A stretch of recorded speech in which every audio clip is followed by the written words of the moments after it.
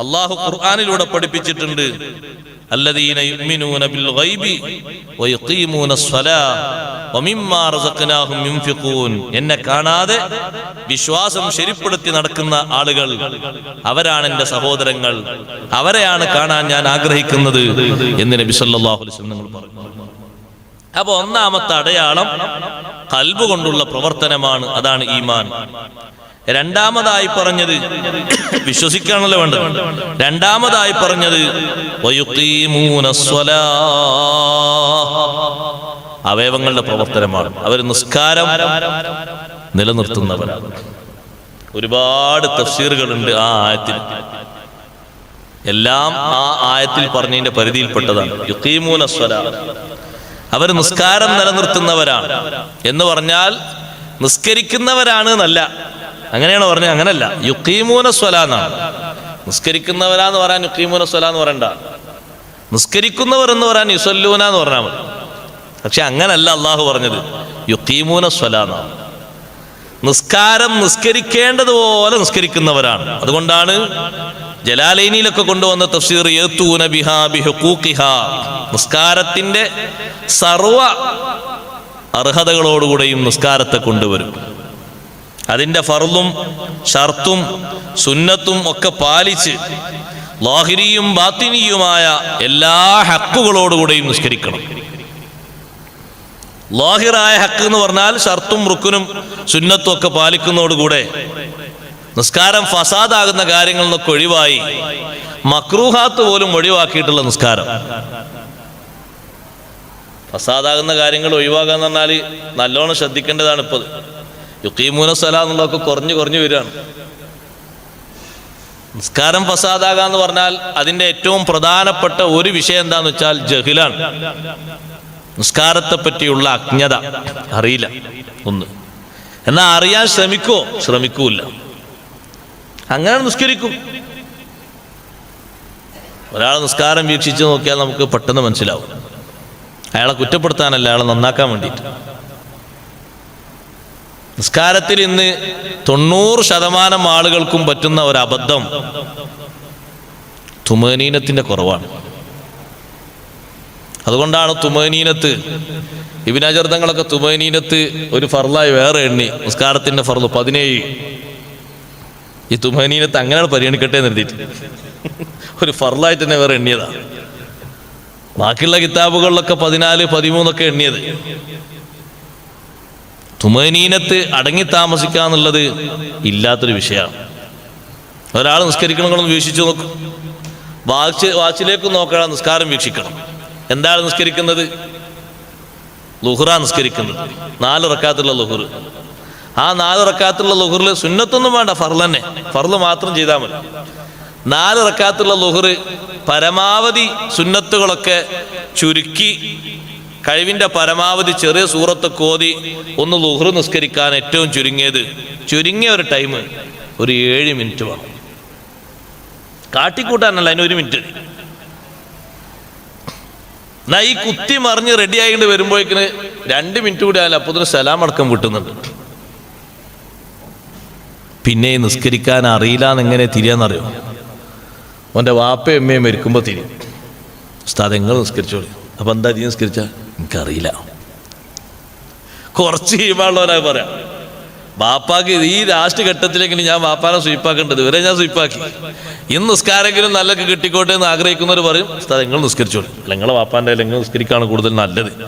നിങ്ങളും ബാപ്പിയും തമ്മിലുള്ള ബന്ധം ഏതായാലും എനിക്കില്ലല്ലോ. അല്ല, ബാപ്പാക്കിൻ്റെ ഈ കാണുന്ന 3-4 സൊഫിന്റെ നിസ്കാരമൊന്നും ബാപ്പാക്ക് വെറുതെ ആയി പോകണ്ട, നിങ്ങൾ നിസ്കരിച്ചോളി. അല്ല ഈ നിസ്കരിച്ചാൽ പറയും എനിക്കറിയില്ല ഉസ്താദേ. അറിയില്ല എന്ന അയാൾ കുട്ടി പറയുന്ന സത്യത്തിൽ അറിയില്ല എന്നുള്ളൊരു ബോധമെങ്കിലും ഉണ്ട് എന്നെഴുതിയിട്ടാണ്. ആ ബോധം ഇല്ലാതെ കയറി നിസ്കരിക്കുന്ന പോലെ ഹാലെന്താ? ഒന്നാമത്തെ ഫർള് ഓക്കിയതൊക്കെ തക്ബീർ കെട്ടിയിട്ട് ഫാത്തിഹ. സ്വലാത്ത് ഇബ്രാഹിമിയ സ്വലാത്ത് ഫുള്ളായി ചൊല്ലാൻ അറിയാം, വളരെ അപൂർവ. പിന്നെ അതും കഴിഞ്ഞിട്ടൊരു സ്പെഷ്യൽ ദുആ, മയ്യത്തിനുള്ള ദുആ, അതും ഫുള്ളായിട്ട് ചൊല്ലാൻ അറിയാന്ന് പറഞ്ഞാൽ കുറവാണ്. ഫുള്ളായിട്ട് ചൊല്ലുന്നതും അല്ലാഹുമ്മ ഗ്ഫിർ ലഹു എന്ന് മാത്രം ആവർത്തിക്കുന്നതും തമ്മിൽ വലിയ വ്യത്യാസമല്ലേ? ഒരുപാട് വ്യത്യാസം. പക്ഷെ ഇത് ചൊല്ലാൻ അറിയണ്ടേ? കറക്റ്റായിട്ട് അതിൻ്റെ സുന്നത്തുകളൊക്കെ പാലിച്ച് നിർവഹിക്കാൻ അറിയണ്ടേ? അപ്പൊ നിസ്കരിക്കാന്നല്ല അള്ളാഹു പറഞ്ഞത്, യുഖീമൂന സ്വലാ, നിസ്കാരത്തിന്റെ രൂപത്തിലും ഭാവത്തിലും കൊണ്ടുവരണം. യുഖീമൂന എന്ന് പറഞ്ഞാൽ വളയരുത് എന്നാണ്. യുഖീമൂന എന്ന് പറഞ്ഞാൽ നേർക്ക് നേരെ എന്നാണല്ലോ. ഇഖാമത്ത് യുഖീമൂന എന്ന് പറഞ്ഞാൽ നേർക്ക് നേരെ. നേർക്ക് നേരല്ലെങ്കിൽ പിന്നെ വളഞ്ഞിട്ടായിരിക്കും. വളഞ്ഞ നിസ്കാരം എന്ന് പറഞ്ഞാൽ അതിന് ഒരുപാട് പോരായ്മയുണ്ടാവും. നിസ്കരിക്കാൻ നിൽക്കുന്ന ആൾക്കാർ ശ്രദ്ധിച്ചു നോക്കി നിങ്ങൾ. ഞാൻ പലപ്പോഴും ജമാഅത്ത് നിസ്കരിക്കാൻ നിൽക്കുമ്പോൾ ഞാൻ അങ്ങനെ ആലോചിച്ചിട്ടുണ്ട്, എത്ര ആൾക്കാർക്ക് നിസ്കാരം കിട്ടും? എല്ലാ കൂറ്റനക്കലും തൊണ്ടനക്കലും ഒച്ച ശരിയാക്കലും ഒക്കെ നിസ്കാരത്തിന്. പുറത്ത് ഓർക്ക് യാതൊരു കുഴപ്പമുണ്ടാവില്ല. കയ്യാണ് കിട്ടും. കുറെ ആൾക്കാർ ചായ കുടിച്ചാണ്ടല്ലോ റായത്തിന് കൂറ്റനക്കൽ ആ കൂറ്റനക്കൽ ഒക്കെ നിസ്കാരത്തിലാ. എന്നാ പുറത്ത് അവരുമായിട്ട് അരമണിക്കൂർ സംസാരിച്ച തൊണ്ടക്കൊരു ഇടർച്ച പോലും ഉണ്ടാവില്ല. കൂറ്റനക്കൽ കൊണ്ട് ആ കൂറ്റനക്കുന്നത് ഒരു ശബ്ദമായിട്ട്, ഒരു ഹർഫായിട്ട് ഇങ്ങോട്ട് മാറ്റിയാൽ, എനിക്കിപ്പോൾ ഉപകരണം ഉണ്ടല്ലോ മാറ്റാൻ, ഹർഫായിട്ട് കൊണ്ട് മാറ്റിയാൽ അർത്ഥമില്ലാത്ത 2 ഹർഫ് 2 ഉണ്ടാകുക, 20 ഉണ്ടാവും. കൊര നിയന്ത്രിക്കാൻ കഴിയാത്ത കൊരയാണെങ്കിൽ അഫു ഉണ്ട് നോക്കാം. അതിനത് നിയന്ത്രിക്കാൻ കഴിയണതാണല്ലോ, പിന്നെ ഇങ്ങനെ അഫു ഉണ്ടാണ്. ഇമാമ് പോലും അടിപൊളി ഓത്തുവതാണ് ഇമാമിന് തൊണ്ടക്കൊരു ഇടർച്ച വന്നു. അവനെ ഹറമിലെ ശൈലി തന്നെ കിട്ടുക, അല്ലെങ്കിൽ മദീനത്തെ ശൈലി. അപ്പൊ ചെറിയൊരു തൊണ്ടക്ക് തകരാറ്, മുണ്ടാൻ പറ്റൂല. മുണ്ടാതെ ഓതിയാലും നിസ്കാരം ശരിയാവും, നിസ്കാരത്തിന് കുഴപ്പമില്ല. പക്ഷെ ഈ തൊണ്ട അനക്കിയിട്ട് ആ ഓത്ത് റെഡിയാക്കിയാൽ നിസ്കാരം കൊണ്ട് ബാത്തിലാകും. തൊണ്ട അനക്കാൻ നിസ്കാരത്തിൽ ആകെ പറ്റുന്ന ഒരു സന്ദർഭത്തിലാണ്. തൊണ്ട അനക്കിയാലല്ലാതെ മഖ്റജ് കിട്ടൂല. ഉറക്കെ ഓതുമ്പോഴല്ല, പതുക്കെ ഓതുമ്പോ തൊണ്ട അനക്കി റെഡിയാക്കിയാലല്ലാതെ ആ അക്ഷരം മൊഴിയാൻ കഴിയൂല. എങ്കിൽ മാത്രമേ തൊണ്ട അനക്കാവൂ. അങ്ങനെ അടിപൊളിയിൽ ഓതുമ്പോ ഇങ്ങനെ തൊണ്ടക്ക് ചെറിയ ഇടർച്ച പഠിച്ചോനെ. ബാക്കിലുള്ള ആൾക്കാരൊക്കെ എൻ്റെ ഓത്ത് മോശം റെഡിയാക്കി ആകെ പോയി. അപ്പ കയ്യേച്ച് വേറെ നിസ്കരിച്ചണം, അല്ലെങ്കിൽ മുഫാറക്കത്ത് ചെയ്ത് വാങ്ങി നിസ്കരിച്ചു പോകണം. തുറന്നിട്ട് വെറുതെ തൊടുകയാണ്, ഒരു കാര്യമില്ല. അപ്പൊ മനസ്സിലാക്കുക ആള് ജാഹിലാണ്. പറ്റില്ല. നമ്മള് ബാക്കിലെങ്ങാനും അബ്ദുസ്ഥാനെ പോലത്തെ ആൾക്കാർ താഴാനും അബ്ദുസ്ഥാൻ അള്ളാഹു ഹാഫിദ് ദീർഘായുസ്സ് കൊടുക്കട്ടെ, ഒറ്റ കൊട്ടരും, പിന്നെ ഇമാമുണ്ടാവില്ല മൗണ്ടാവില്ല. അവിടെ എൻ്റെ അഭിപ്രായം അങ്ങനെ ഒരു കൊട്ടണം, അപ്പോഴേ പഠിക്കുള്ളൂ. മസാലക്കനുസരിച്ച് കാര്യങ്ങൾ ചെയ്യണ്ടേ? നിസ്കാരം എന്ന് പറഞ്ഞാൽ മസാലക്കനുസരിച്ച് ചെയ്യണം.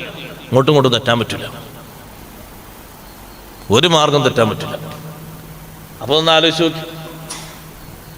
മുബത്തിലാത്ത് പറയുകയാണെങ്കിൽ ഒരുപാടുണ്ട്, കുറച്ചൊന്നല്ല, ഒരുപാട് വിഷയങ്ങളുണ്ട്. ഏറ്റവും പ്രധാനമായിട്ട് നിസ്കാരത്തിൽ നിന്ന് ഒഴിഞ്ഞു മാറാൻ പറ്റുന്ന രീതിയിലുള്ള ചിന്ത, അത് വളരെ കൂടുതലാണെന്ന്. അതിനാണ് അള്ളാഹുക്ക് സഹായിച്ച് നമ്മളെ കയ്യിലുള്ള ഉപകരണം മൊബൈൽ. അതൊന്ന് റിങ് ചെയ്താൽ അപ്പോൾ പോയി മനസ്സ് എങ്ങോട്ടാ മനസ്സ് പോകണം അറിയാം. അതിൻ്റെ ഉള്ളിലുള്ള ആ ആളുകളുടെ അക്കൗണ്ടിലേക്ക് പഠിച്ചവൻ ആരായിരിക്കും. ഒരാൾ ഉച്ചക്ക് വിളിക്കാൻ തന്നിരുന്നു, ഒരു 10,000 റുപ്യേൻ്റെ ചെറിയൊരു വിഷയമായിട്ട് ബന്ധപ്പെട്ട്. അയാളാകുമോ? ഇന്നലെ വിളിച്ചിരുന്ന ഒരാൾ, പക്ഷെ അയാൾ വിളിച്ചിട്ട് ഫോൺ പെട്ടെന്ന് നിർത്തി ഞങ്ങൾ ശോഭിക്കുന്ന ആൾ, അയാളാകുമോ? ആരെല്ലാം ആ ചെറിയ ഉപകരണത്തിന്റെ ഉള്ളിൽ എത്ര പേരുകൾ സ്റ്റോർ ചെയ്തിട്ടുണ്ടോ അവരിലേക്കൊക്കെ ഒന്നും അറിയാം. എന്നാ അതൊന്ന് അപ്പുറത്ത് ഓഫാക്കി വെക്കാൻ പറഞ്ഞാൽ കേൾക്കൂല. അപ്പൊ ആരും പള്ളിക്കൽ എഴുതാതായി. കാരണം എഴുതിയിട്ട് വെറുതെ ആ ചുമരന്തിനാ നാശാക്കണ്. മുമ്പൊക്കെ പള്ളി കയറുമ്പോൾ ഉണ്ടായിരുന്നു മൊബൈൽ ഓഫാക്കാന്ന്, പിന്നെ ആൾക്കാർ എഴുതാതായി. എഴുതി ആ സ്ഥലം വെറുതെ ഒന്ന് ഇതായി പോയില്ലേ, വേറൊന്നും എഴുതാൻ പറ്റാതെ എഴുതാന്നായി അല്ലേ? ചില പള്ളിയിലൊക്കെ അല്ലേ ഓഫാക്കാം. എവിടെ നിസ്കാരം ശരിയാകണമെങ്കിൽ അതിന് പ്രധാനമായിട്ടും ആ നിസ്കാരത്തിന്റെ മുമ്പ് നിർവഹിക്കുന്ന ഉളു ശരിയാകണ്ടേ? അതിന്റെ കാര്യം പറഞ്ഞാലോ മഹാ അത്ഭുതം. അപ്പൊ നിസ്കാരത്തിന്റെ ഷർത്തുകൾ, നിസ്കാരത്തിൽ പരിഗണിക്കേണ്ട ഷർത്തുകൾ മൊത്തം ശരിയാകണം. നിസ്കരിക്കുന്നുണ്ട് നോക്കുമ്പോൾ നിസ്കാരമൊക്കെ റെഡിയായി നടക്കുന്നുണ്ട്. ഇപ്പൊ പിന്നെ മുസല്ല കൊണ്ടുവരുന്ന ആൾക്ക് മുസല്ല കൊണ്ടുവന്നിട്ടുണ്ട്. ആ മുസല്ലയുടെ നേരെ മുൻഭാഗത്ത് സുജൂദിന്റെ ഭാഗത്ത് തന്നെ 1-ാം നമ്പർ ഒരു പാറ്റിന്റെ ചിറക ഇങ്ങനെ ഒട്ടിപ്പിടിച്ച് കിടക്കുന്നുണ്ട്. പാറ്റ ചെറുകിനൊന്നും അഫു ഇല്ല. അഫു ഉണ്ടാകണമെങ്കിൽ ജനുദി മഖ്ദൂം തങ്ങൾ പറഞ്ഞ പോലെ ഇതാ അമ്മത്തിൽ ബൽവാബിഹി, അതുകൊണ്ടുള്ള ബുദ്ധിമുട്ട് അത്രയും വ്യാപിക്കണം. ഒരു പാറ്റ കൊണ്ട് എന്ത് ബുദ്ധിമുട്ടാ? അത് അശ്രദ്ധയാണ്, നജസിലാണ് നിസ്കരിക്കുന്നത്.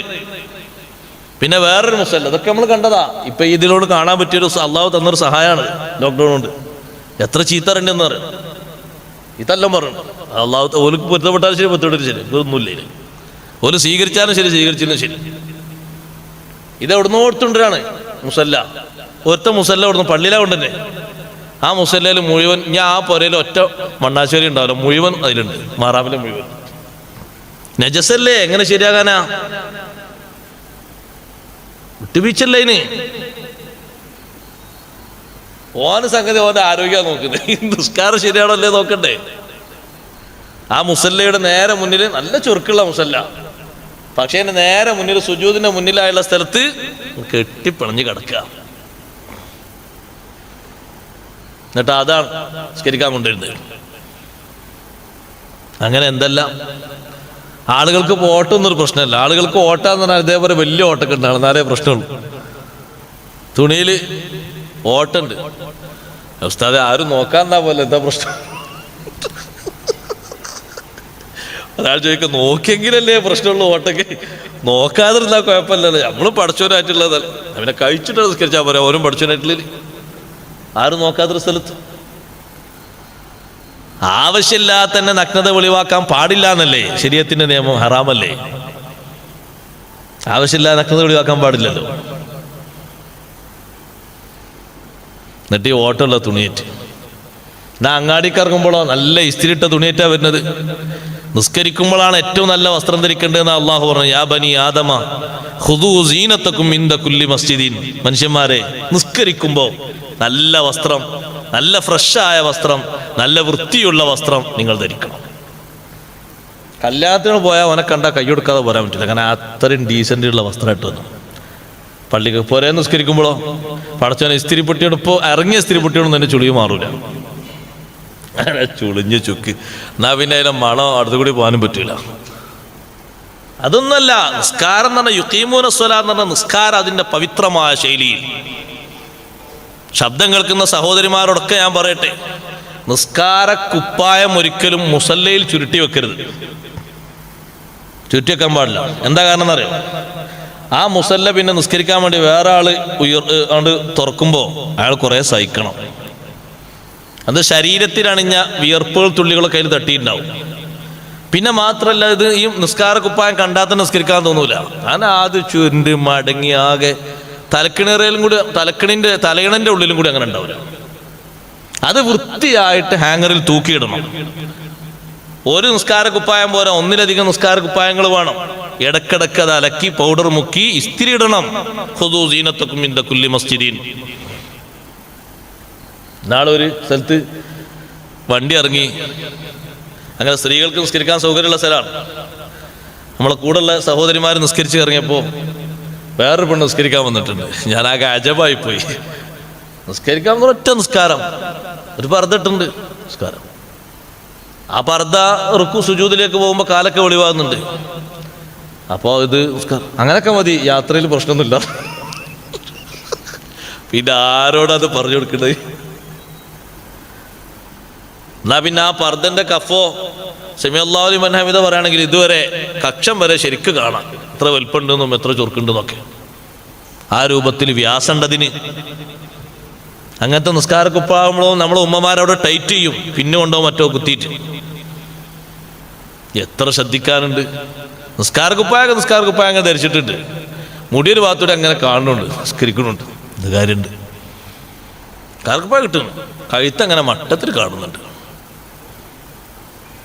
മറക്കേണ്ട അതൊക്കെ മറച്ചെങ്കിലല്ലേ ഷർത്ത് പൂർത്തിയാവുള്ളൂ.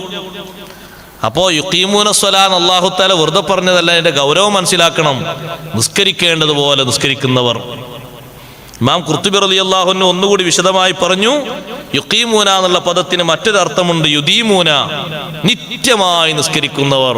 ആഴ്ചയിലൊരിക്കലല്ല, മാസത്തിലൊരിക്കലല്ല, വർഷത്തിലൊരിക്കൽ, പെരുന്നാളിനല്ല, എപ്പോഴും 5 വക്തും വിടാതെ നിസ്കരിക്കുന്ന ആളുകൾ, പതിവാക്കി നിസ്കരിക്കുന്ന ആളുകൾ. ഇമാം ബൈളാവി റഹ്മത്തുള്ളാഹി അലൈഹിയും അതേ തഫ്സീർ കൊണ്ടുവന്നിട്ടുണ്ട് മഹാനവറുകളുടെ തഫ്സീറിൽ. ഇഖാമത്തുസ്സലാ, നിസ്കാരം നിലനിർത്തുക എന്ന് പറഞ്ഞാൽ അത് ഏറ്റവും വലിയ മഹത്വമുള്ളൊരു സംഗതിയാണ്. നിസ്കാരത്തിനെ പറ്റി പറഞ്ഞപ്പോൾ അവിടെ ഒരുപാട് വിഷയങ്ങൾ പറഞ്ഞിട്ട് സുയൂത്തി ഇമാമതങ്ങൾ ഖുർത്തുബി ഇമാമതങ്ങൾ പറഞ്ഞു.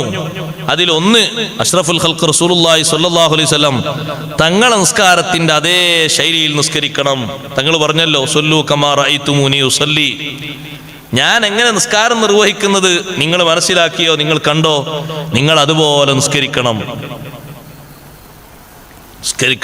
നിസ്കാരത്തെ കൊണ്ട് വലിയ അവിടെ ഒരു ഹദീസ് കാണാം, നിസ്കരിക്കണം, നിസ്കാരമാണ് സബബുൽ റിസ്ഖി, റിസ്ഖിനുള്ള വലിയ ബർക്കത്തിനുള്ള കാരണം നിസ്കാരമാണ്.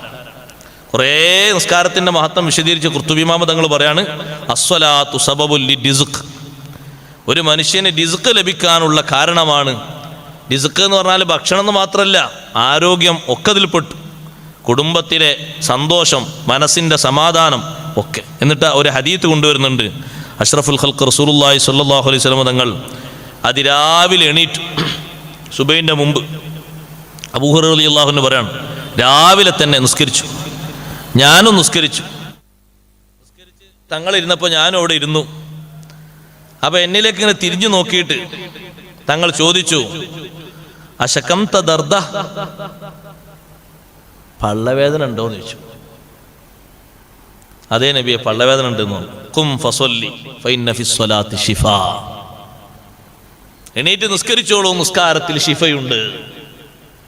അബൂ ഹുറൈറ റളിയല്ലാഹു അൻഹു പറയാണ്, ഞാൻ എണീറ്റ് നിസ്കരിച്ചു, നിസ്കാരത്തിന്റെ ബർക്കത്ത് കൊണ്ട് അല്ലാഹു രോഗം മാറ്റി തന്നു.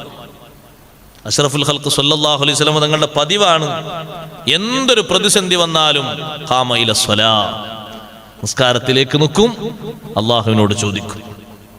അപ്പൊ നിസ്കരിക്കുക എന്ന് പറഞ്ഞത് ചെറിയ ഒരു സംഗതിയല്ല, വളരെ വലിയൊരു സംഗതിയാണ്. നിസ്കാരം നിർവഹിക്കേണ്ടതുപോലെ നിർവഹിക്കണം, പതിവായി നിർവഹിക്കണം. നിസ്കാരത്തിന്റെ ഷർത്തും ഫർളും ബാത്തിനായ അദബുകൾ, അതാണ് ഖുശൂഅ്, മനസാന്നിധ്യം, ഈ അദബുകൾ പാലിച്ചുകൊണ്ട് നിസ്കരിക്കണം.